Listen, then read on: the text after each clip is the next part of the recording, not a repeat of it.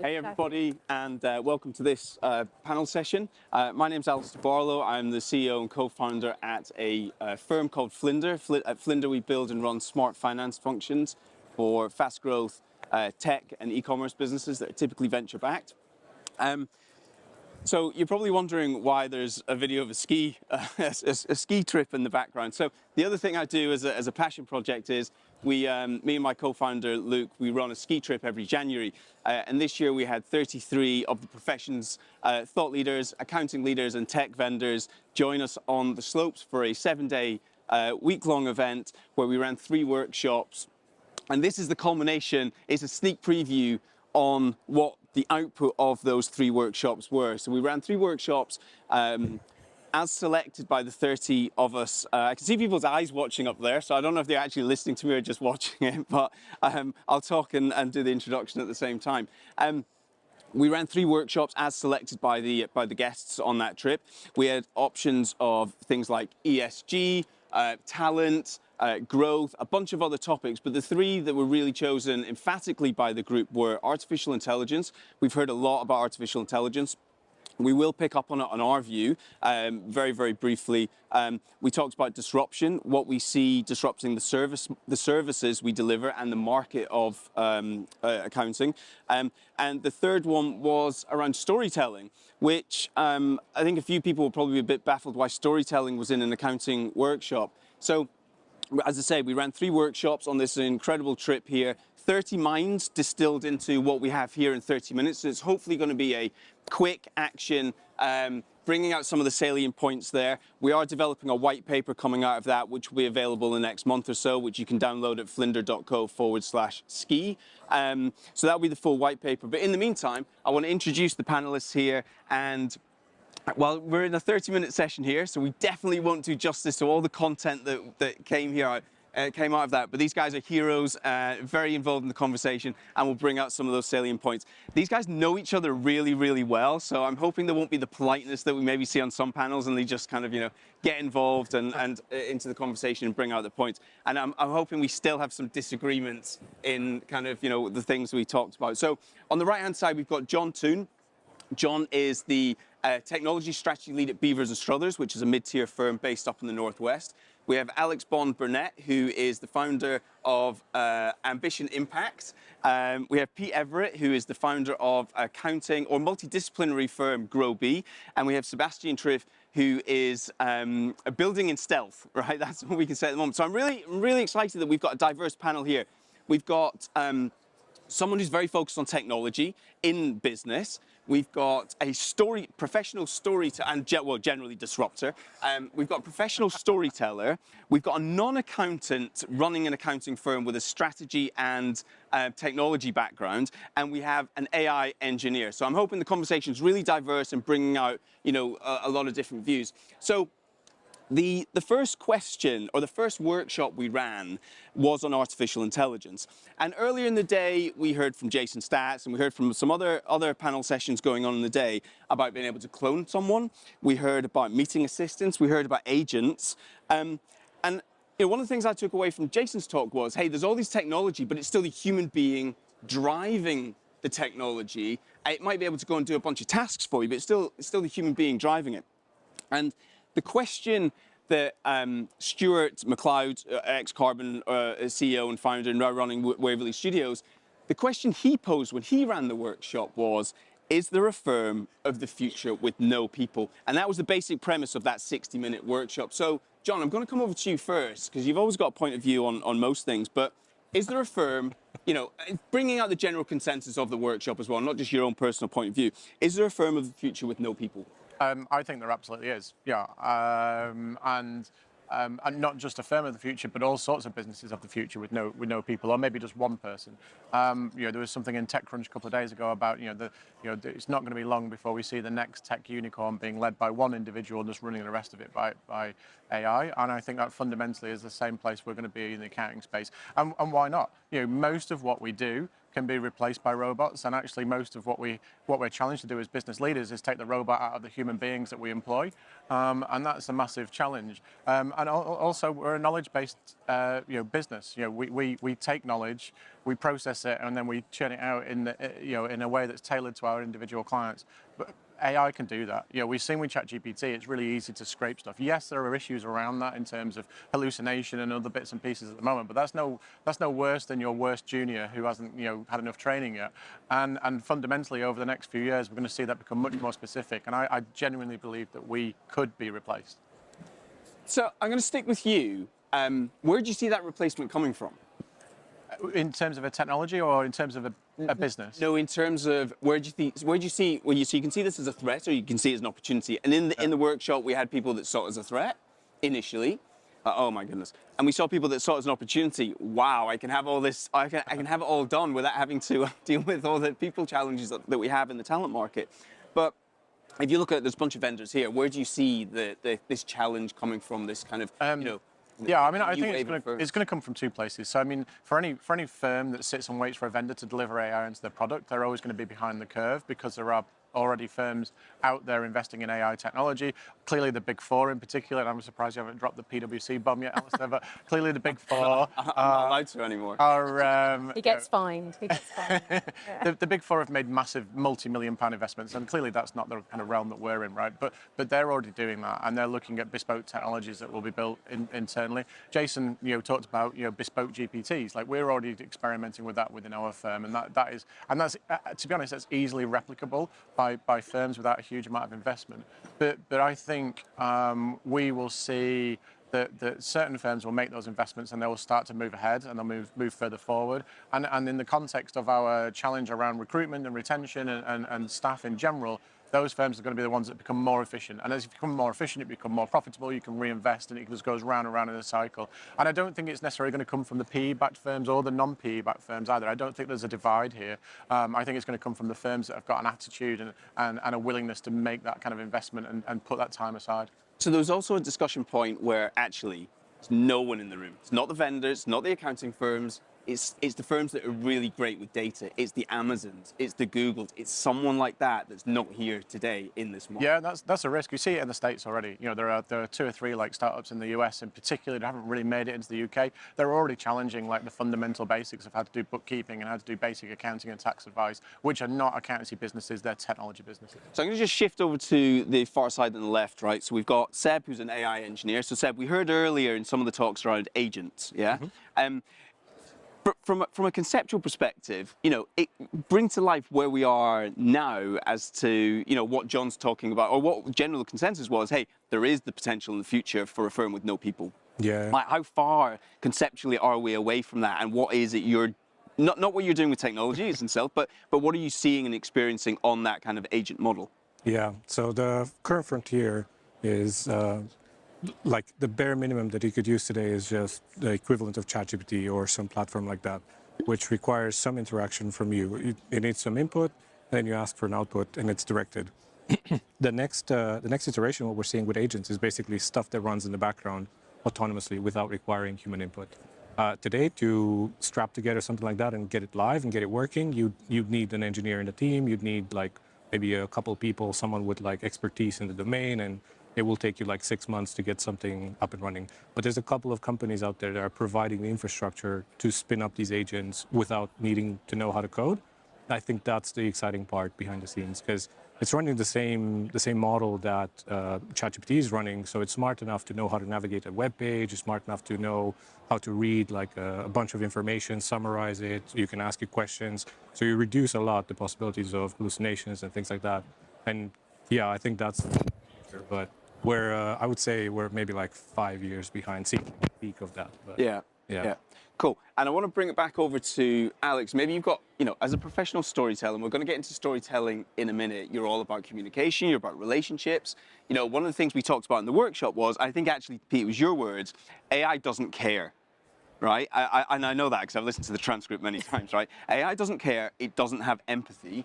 And what would you say to that then, Alex? If we're saying, hey, there is a firm in the future with no people, but actually it doesn't care, there's no empathy, what would you say from a communications perspective? I think it's a question of We don't know that yet, actually. So of course, AI can replicate IQ to a point. So it's a matter of time, or is it, until it can replicate emotional intelligence and EQ. So at the moment, it was 2015 that the ACCA put in their core competencies that EQ was a requirement in terms of like raising EQ, developing, and everyone says communication is key, but very rarely do people invest in it. And ultimately, what storytelling is organising attention and organising where that attention goes. There you go. There you go, John.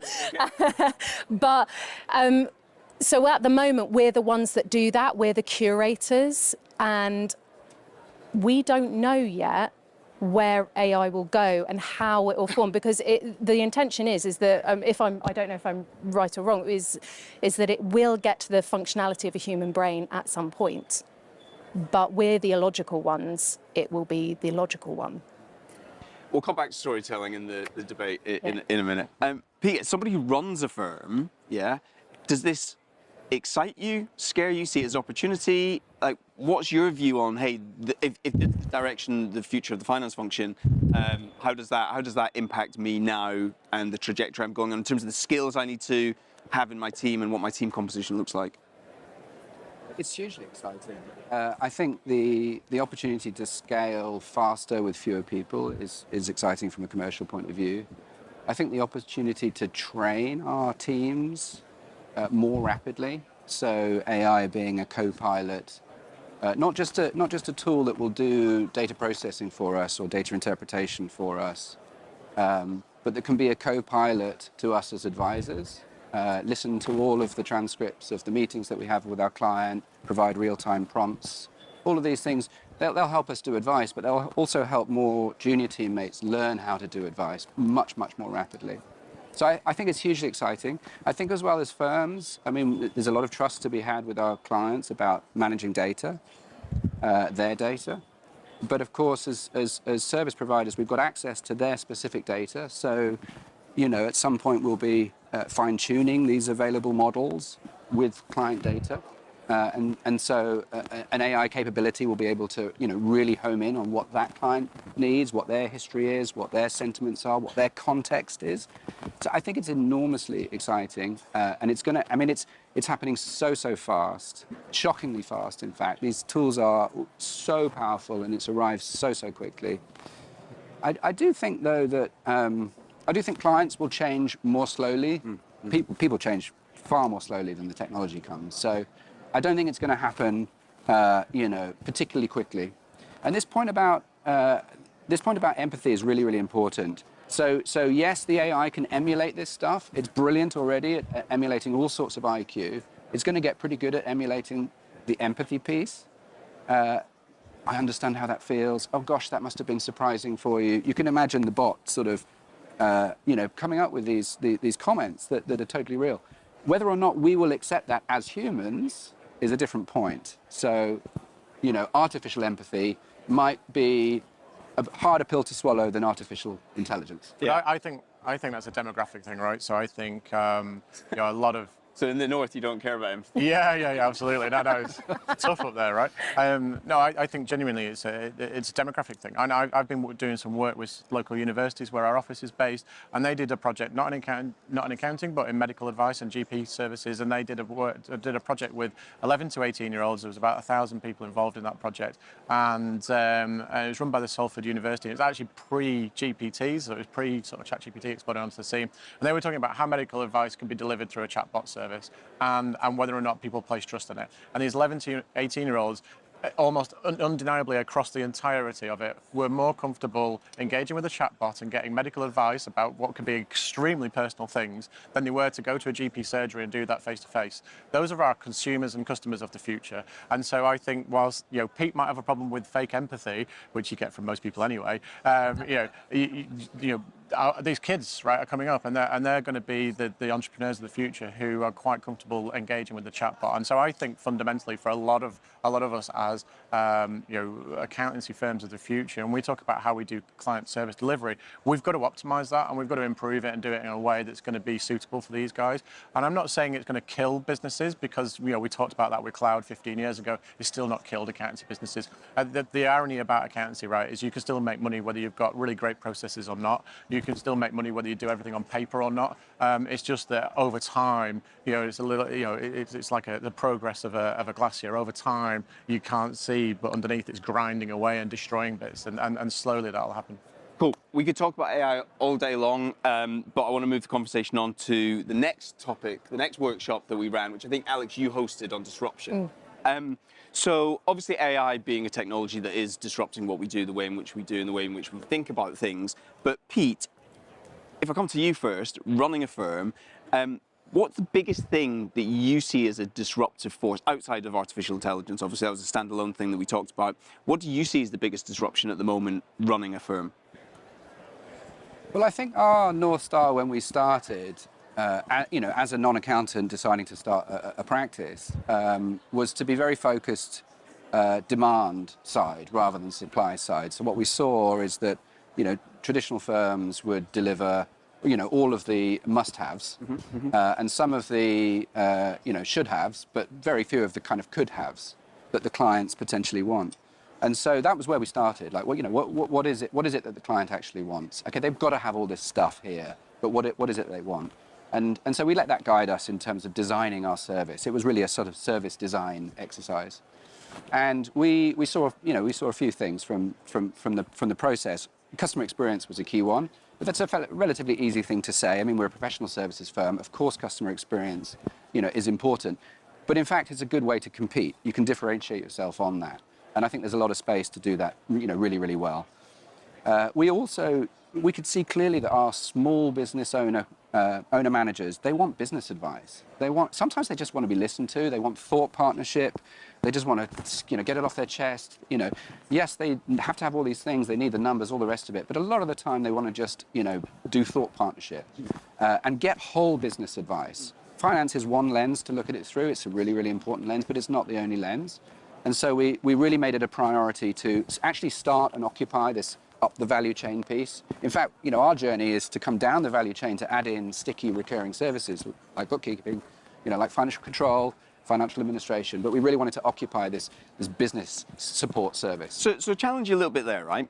Well, first of all, I 100% agree with you. But if I play devil's advocate, we've got a bunch of applications around here that enable better conversations. We've got reporting in different ways and this, that, and the other that Talk understands about, hey, we help you add value, that sort of stuff. And a bunch of accountants where we go, I add value, I do this. But what's the gap? What's the chasm between how you designed it versus somebody that's done what's always been done because they worked in a small practice, they set themselves up, and they've kind of just continued the services. But now they might do management accounts. And what is the real gap there that you're saying is actually this is a disruptive force compared to where the legacy firms are? Yeah, I mean, I don't know how strongly disruptive it is, but it certainly feels like an innovation direction. One way to think about it is, of the teams that we employ, how many of them aren't accountants? How many of them are ex-business owners? Have they grown one or two or three small things? Have they sold a business? Have they gone through total failure in the business? Their sector specialism, I mean, true sector specialism doesn't come from having provided financial services to that sector for a long period of time. It comes from having worked in that sector. And so I think there's the opportunity, one of the things is to consider growing our teams, not just with finance professionals. So yes, loads of firms out there are doing great advice, and it's incredibly sticky service, and lots of clients. I've worked with my firm for a long, long time. They really know and they understand my business. So it's not that it's not happening. It's just that I think it can happen much more deeply. It can be a primary part of the service. We can start at that place in the value chain, rather than okay, let's head towards it. I agree with you, by the way. I was just playing devil's advocate, so 100% agree with you.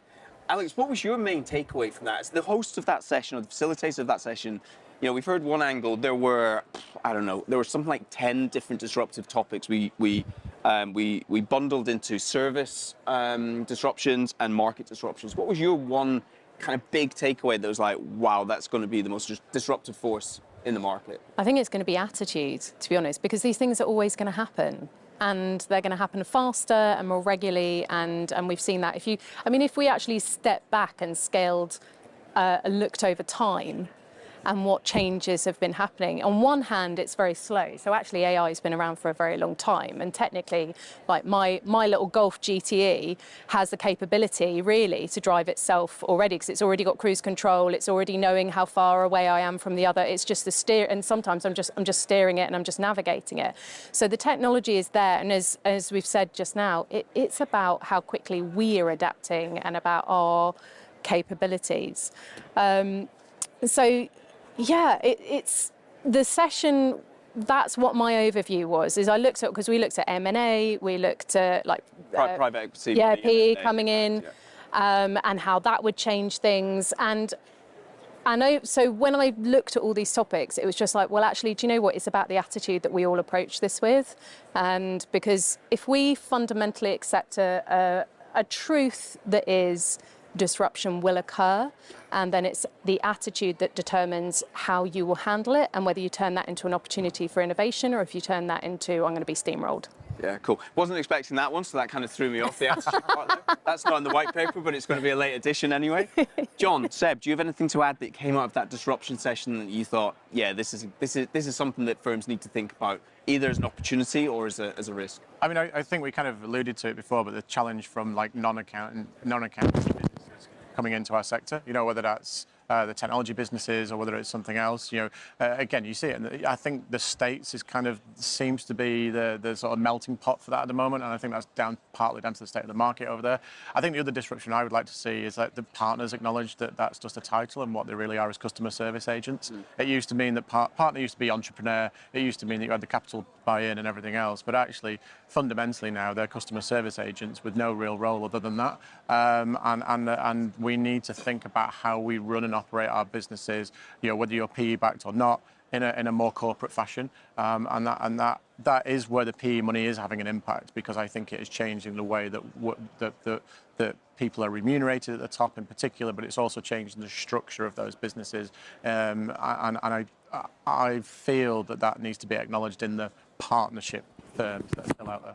Yeah, cool. I really like the concept of partners being customer service reps. I think that's that's essentially what they are, right? Yeah, I mean, the irony is partners believe that they're business owners and entrepreneurs. They are not business owners and entrepreneurs. Because if they were business owners and entrepreneurs, they'd be doing 1,000,001 things, and they'd be doing it really well. The only thing most partners do well is customer service. They don't do HR, they don't do ops, they don't do sales, they don't do marketing.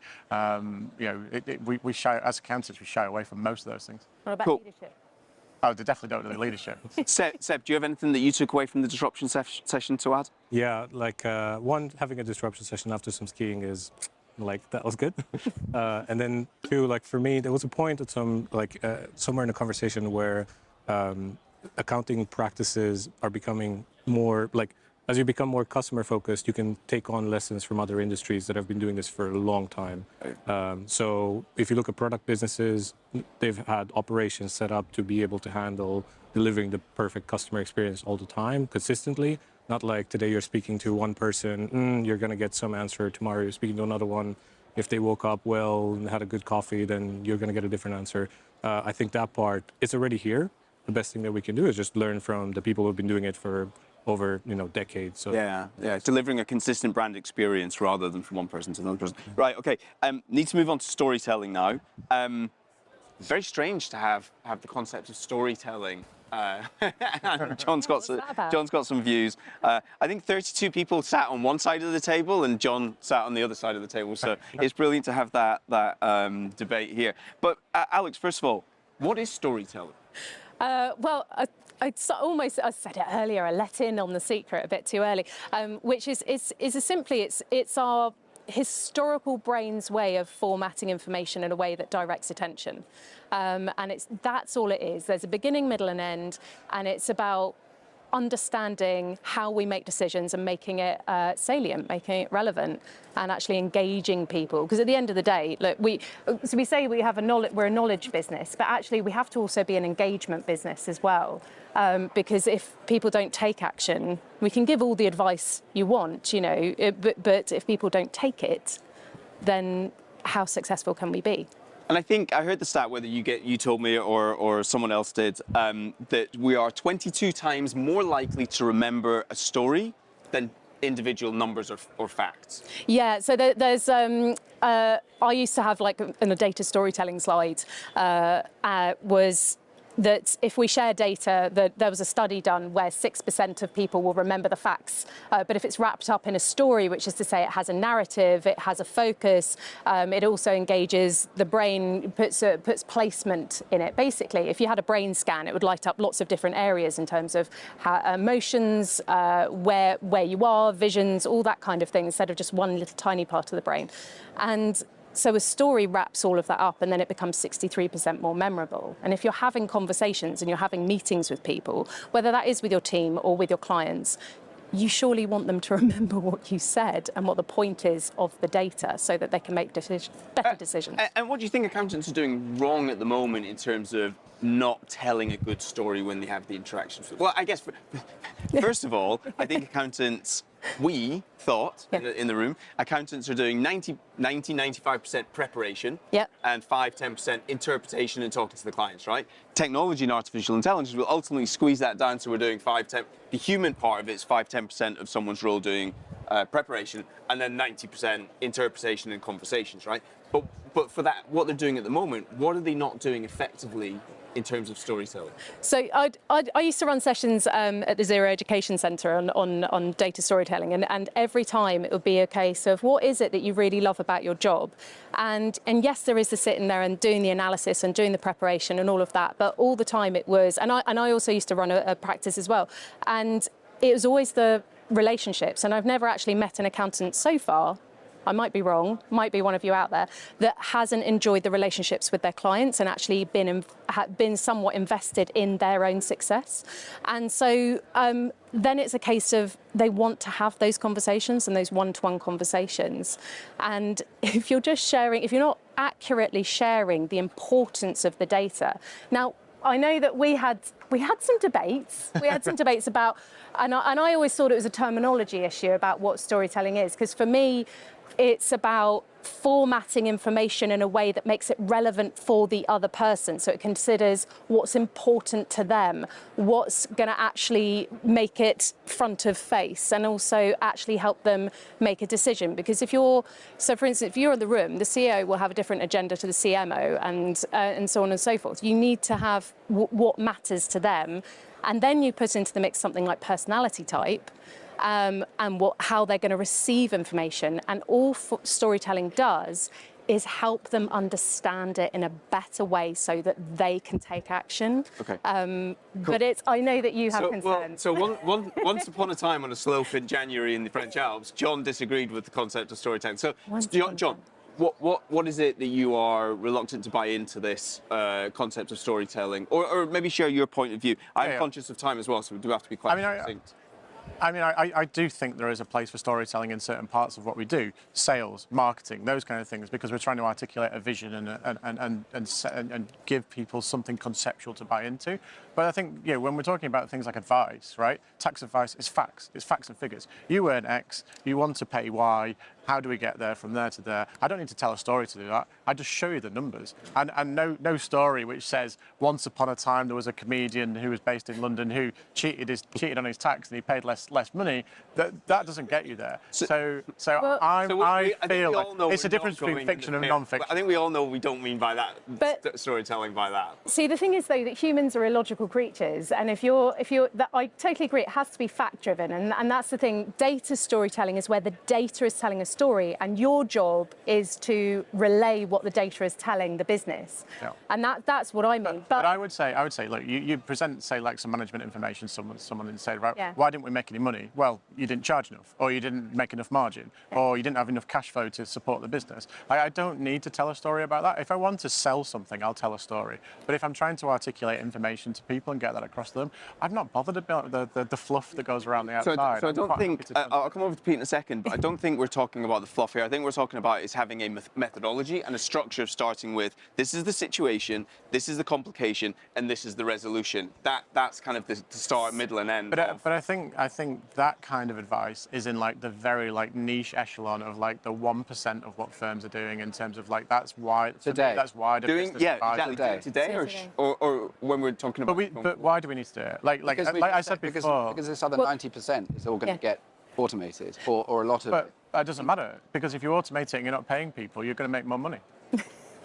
So I was going to say, let's bring Pete into it. You look at the numbers, you're a strategy consultant by background, and you have deep conversations with clients. What's your view on storytelling? It's content, and it's not once upon a time, right? Just for people there, it is a methodology on communicating, right? Yeah, I mean, it's making the information much more relatable, much more memorable. I think Alex's point is really important here, which is that we're all irrational creatures, despite what we tell ourselves. And so that management accounts report, you might need to show that every month or every quarter over 2 years before the point really, really lands. So it might not be so straightforward for the business owner to make that decision for all sorts of context reasons. And so to know and understand that and be with them on that journey and have a narrative about their decision-making process to really understand their psychology. All of these things sit way on top of the actual numbers. And I think, we've got to have the patience, we've got to have the communication skills, we've got to have the empathy to really understand not just what's the thing that they should do in their business, but what needs to happen for them in their context so that they are able to make those changes to achieve that growth, to achieve that efficiency, whatever is their strategic objective. I want to bring this full circle because we've got to wrap up. We talked about EQ, we talked about how AI doesn't care and it's got no empathy. Seb, what's your view? Do you think AI can actually tell a story better than a human being, ultimately? Do you think it could get there? In the current stage, no. That's the simple answer. But I think it can evolve to that in a couple of years. If it has enough context about the person and you know enough about what makes them tick and all their particular interests and things like that, I think you can go deeper than just facts, and you can look at their, what's the emotions, what's their vision about the business, what's the stuff that drives them, and where do they have some weird, wacky ideas that are actually holding them back in growing the business. That stuff is human today, but I think with enough context, yeah, you could get there. Okay, cool. We're going to finish with one key actionable item or recommendation from each of you that came out of it. So we're going to start over with John, if that's okay.